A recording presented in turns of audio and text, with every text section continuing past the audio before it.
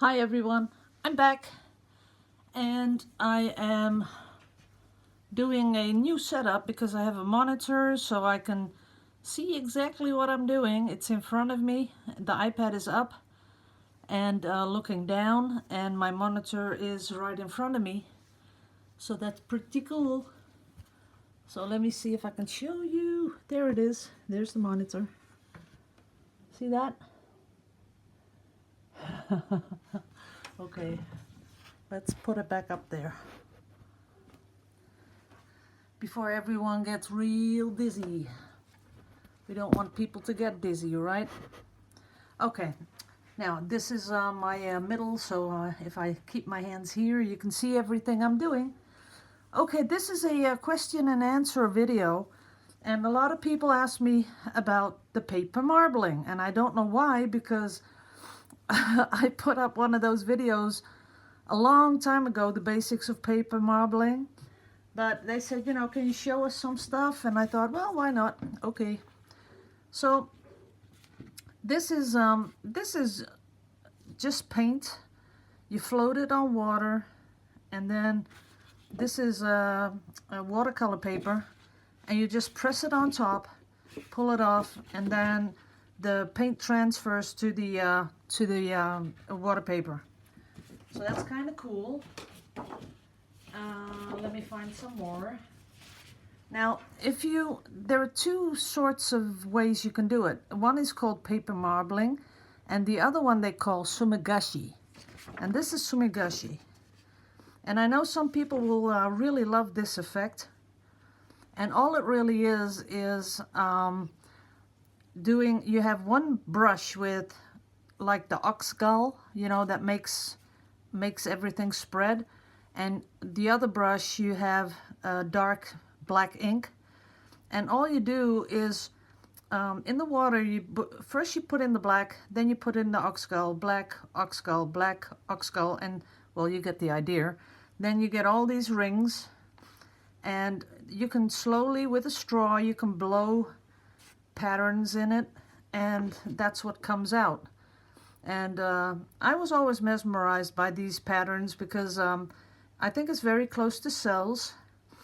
It's close to the tree pore, but this has been done thousands of years, so no one can claim this, guys. This is just, you know, this is a technique you can do, and you can get some. This is pretty big, but it depends on how long you put the brush in the water and how loaded up your brush is with color. This is the broader rings. You get that because the brush is loaded. And then these really fine lines, even these here, with these really nice little swirls in it, that is because there is less paint in the brush. So that's kind of cool. Let me look for another one. Now this one is very subtle because I used the same colors as the paper almost is, because I wanted a really, just a little hint of marbling. But yeah, I should have watched out for the thicker parts, but you know, I was just going for a background, something I could cut out.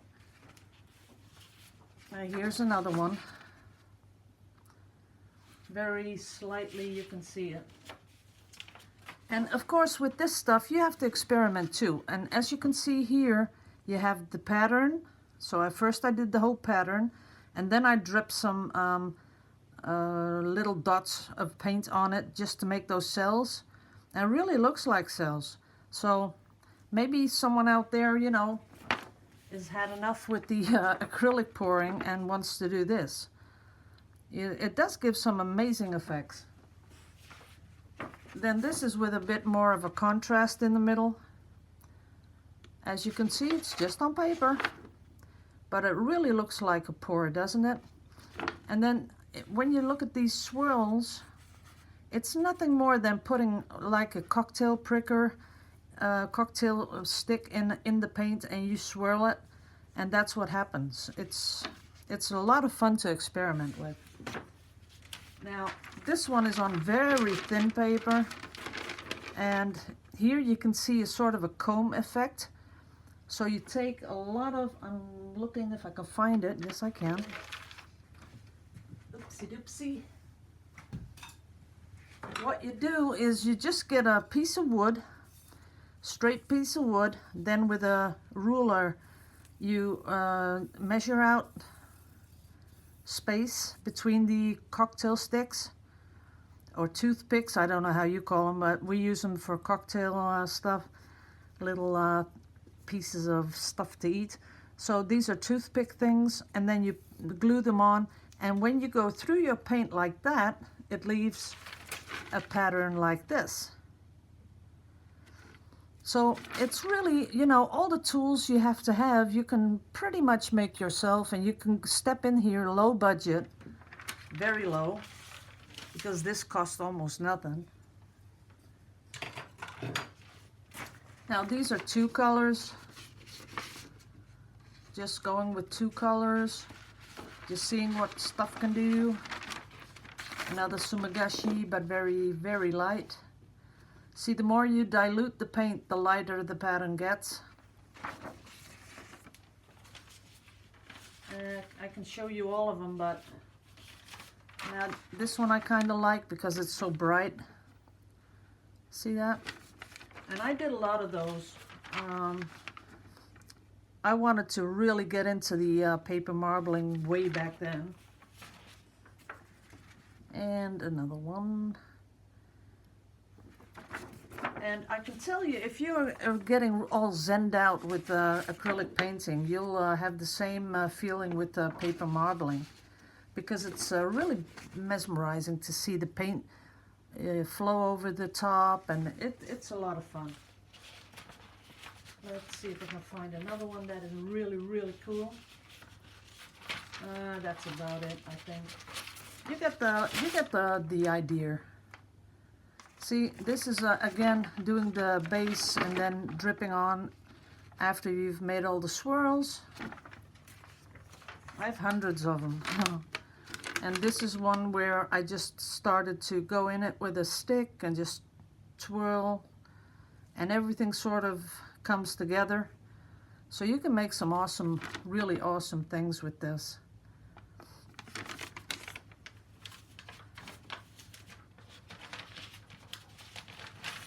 This is another sumagashi. Quite beautiful. Well, that's about it. Let's see if I got any more. I got lots, but you've seen it. And you can, of course, this one was stuck. See that? Stuck on it. But you can also do that, you know, just drip into each other.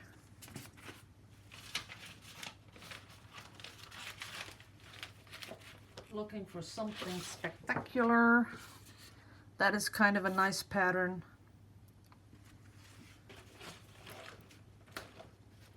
That's about it. Okay, that's about it. So that was the paper marbling. If you want to know how to do it, search my channel or leave a comment if you can't find it, and I'll give you the link to the basics of paper marbling. You can do it really, really cheap with wallpaper glue. That's what I usually do, because that Carrageenan, that is a lot of work. Usually it's done with a sort of seaweed. It is Carrageenan. Then you it thickens the water. You mix it in a blender, and you have to store it overnight that all the bubbles disperse, and then the next day you can use it. When you use wallpaper glue, you can just make it right there, and about an hour later you can use it. And on the paper, you'll have to test your papers, because I have paper where I don't even have to put anything on the paper. I just put it on the paint and it lifts up. But some papers don't do that. And if they don't, then you have to use alum. That is a sort of aluminium oxide thing. I don't know. But you put it in water, you mix a little spray bottle, you spray it on your paper, sponge it off a little, then let it dry, and then it picks up the paint much faster. And then all the tools you need, everything will work, like a little stick, a brush, a toothpick, a stick you find outside. I don't know, you know, it's just cheap. So a lot of fun.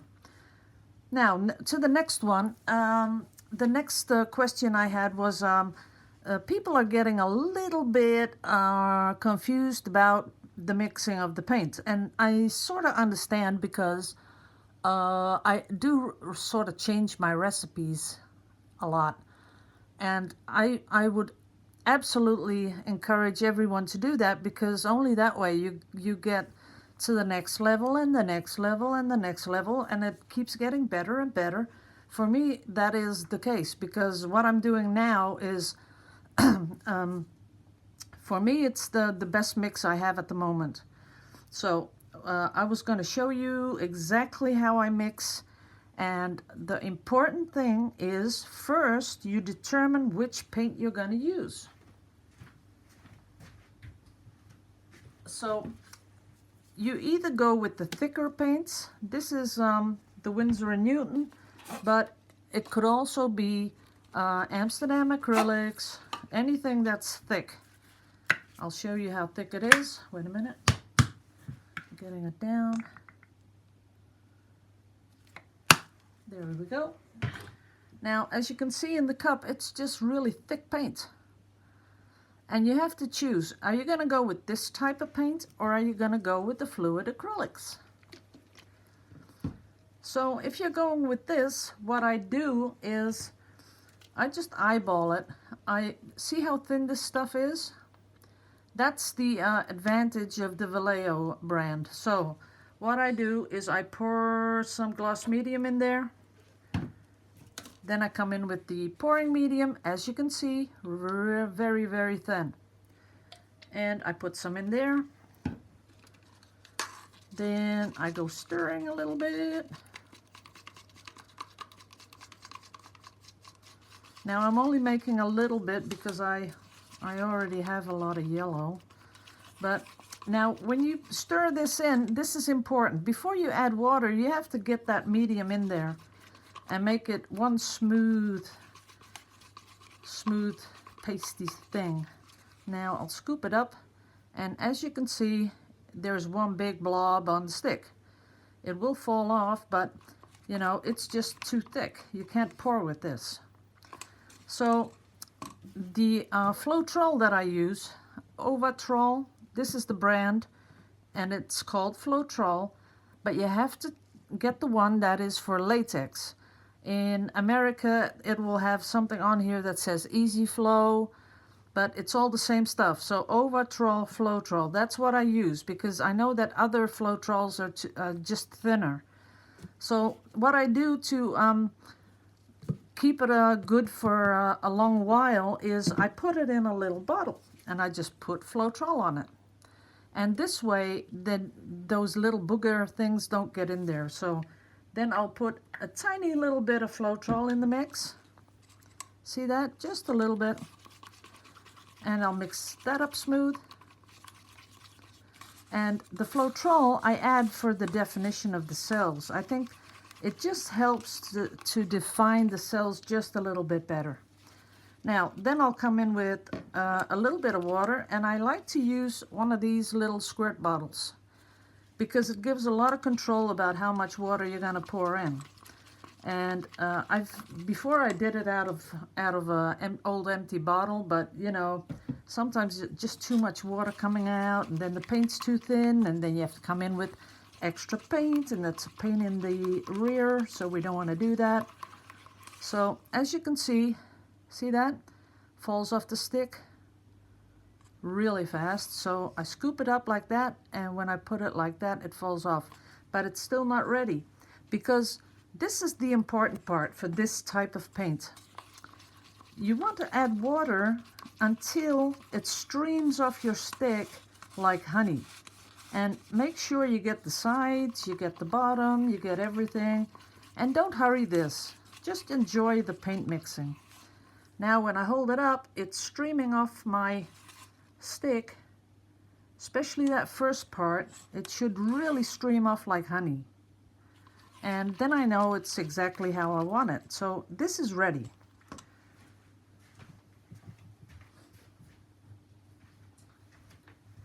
Now another thing you can add, and it will just, you know, help you when you pour, that the cells are more flexible, more elastic. Then I put in the polymer medium. And this is also Vallejo. And as you can see, it's very, very thin polymer medium. And sometimes I'll just put, oh, the whole gut is stuck. Let's see if I got something to poke in there. That will happen because I'm sort of a slob and I sort of forget to put the lid on, whatever. Let's see if it's open. Yeah, it is. So I'll just pour in a tiny, tiny little bit. See that? That is just really tiny. But you don't need this. So if you don't have this, no problem. It'll still work. But I do like to add a little bit of that because it's full of binders and it helps, you know, when you're tilting, you want to tilt a lot, it helps a lot. So that's it. So this is optional. These two, they are not optional. These two have to go in there.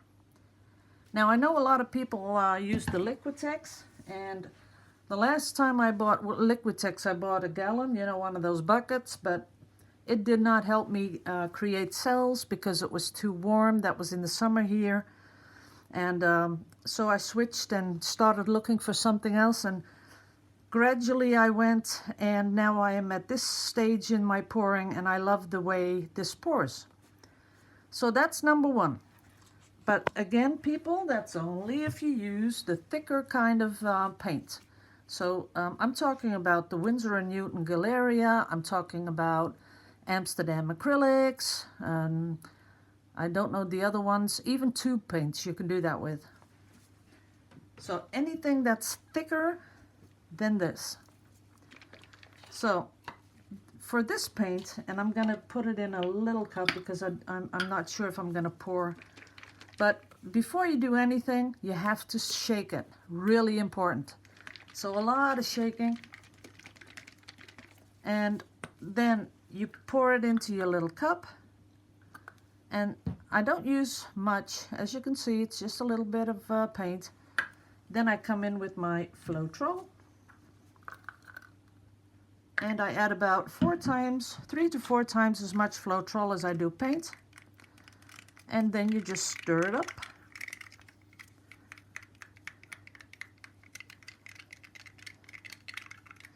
And these little cups, they have these little things in the bottom, so you have to work it a little bit. Now, the good thing about this type of paint is if you think this is too light for your taste, you can add a little bit more because it's very forgiving. And it doesn't really matter because as long as it is this thick, and I'm telling you, it's streaming off the stick pretty well in the beginning. Of course, at the end it'll drip a little, but this is exactly what you want.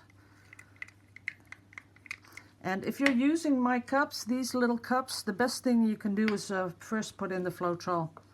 So I'm putting in Floetrol at the moment. Then I'm going to come in with the other color.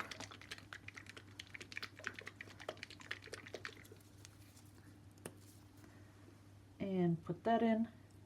And really, it's not rocket science. Don't be afraid. Just put some in there and stir away. There it is. It's okay. That's it. Now I have somewhere over there, because I'm going to do a little pour with this. So again, the Floetrol. This time I'm going to use burnt sienna.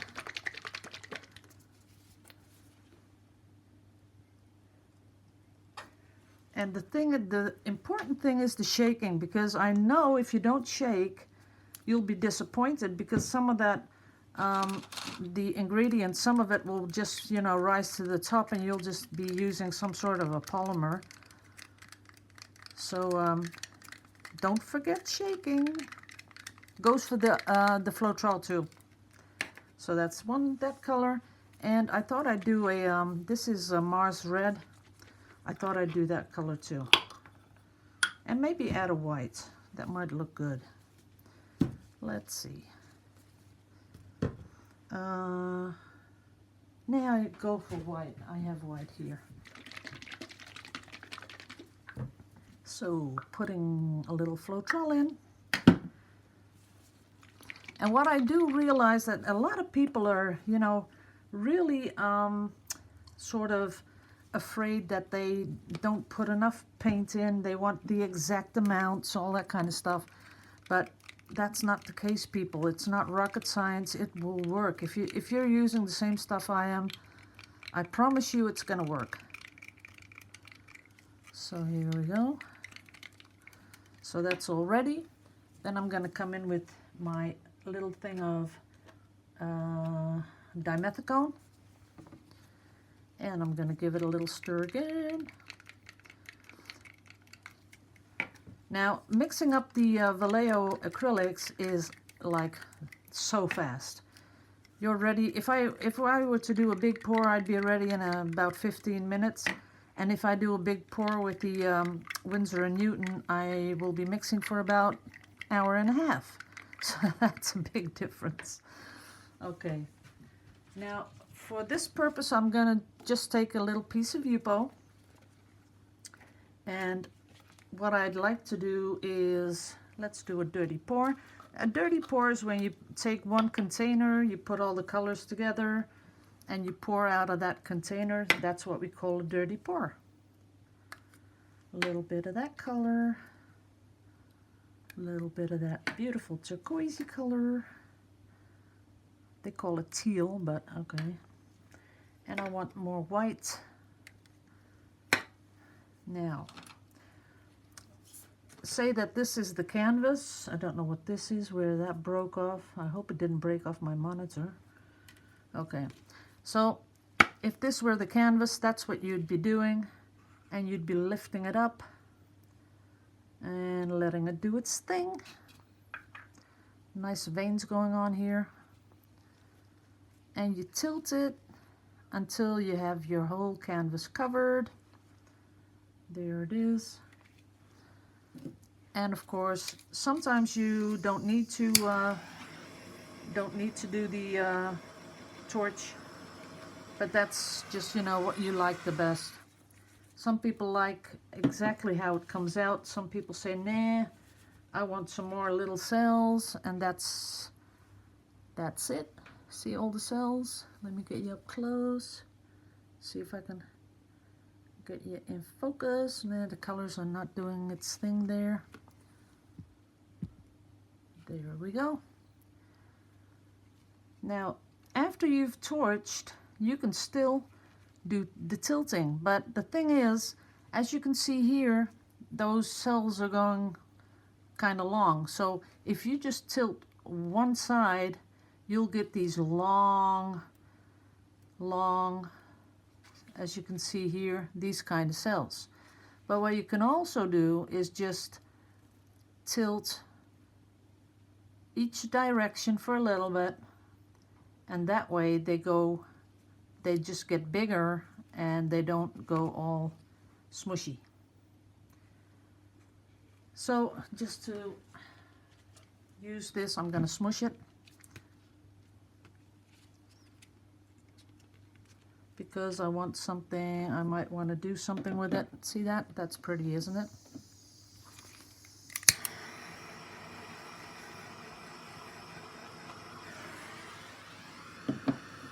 That is really full of cells. I think I'll use this just, you know, maybe for a piece of jewelry. That is kind of cool.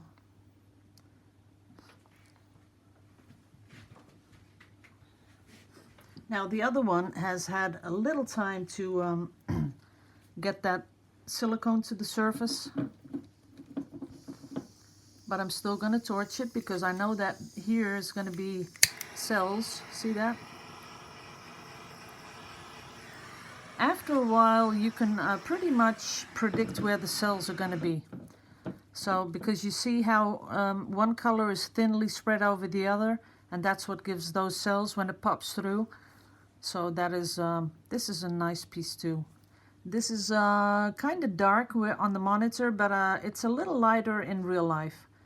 And it's, that bit there would look really cool. And this too. I should have put some green in there. Ha!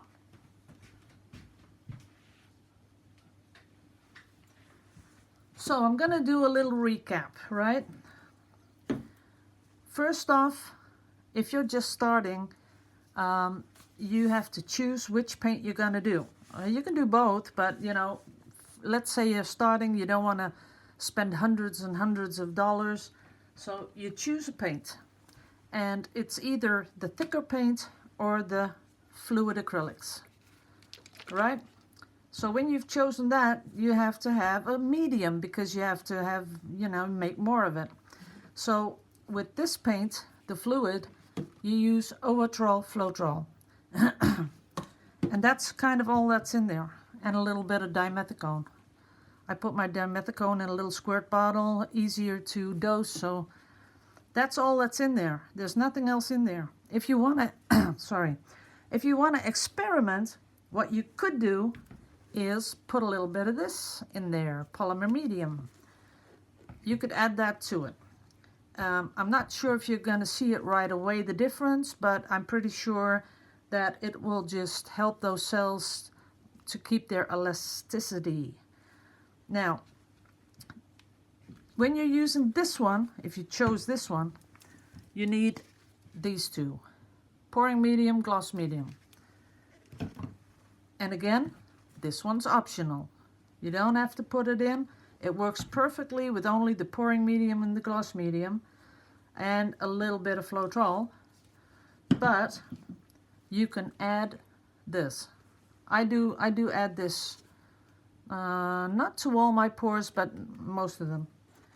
Now, that's the only thing there is, so it's not difficult at all, and I know that, you know, if you come to my channel and you start looking at my videos somewhere in the middle, then you go back to the couple of the first, and then you go to the latest, I'm pretty sure you will be all jumbled up with your thoughts and think, you know, what's going on here? I thought I should buy this and then I have to buy that. Nope.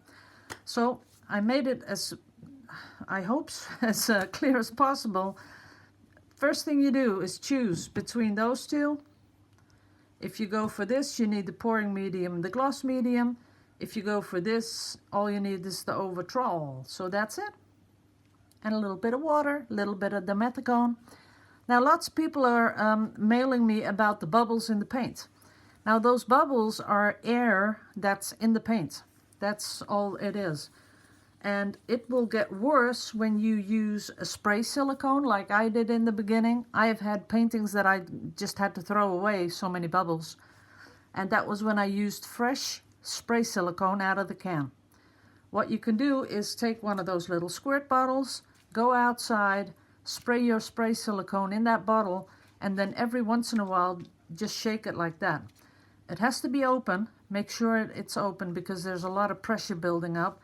But every once in a while you give it a little shake, and after a couple of days, most of those gases will be left or be out of the silicone.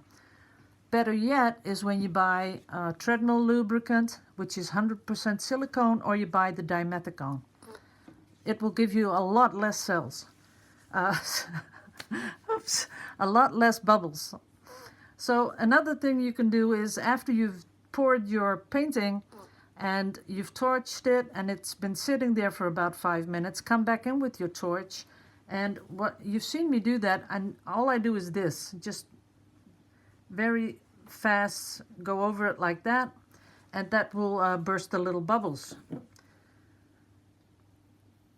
Of course, waiting after you've mixed the paint, like, see, this has just been mixed, and as you can see, there are little bubbles in there.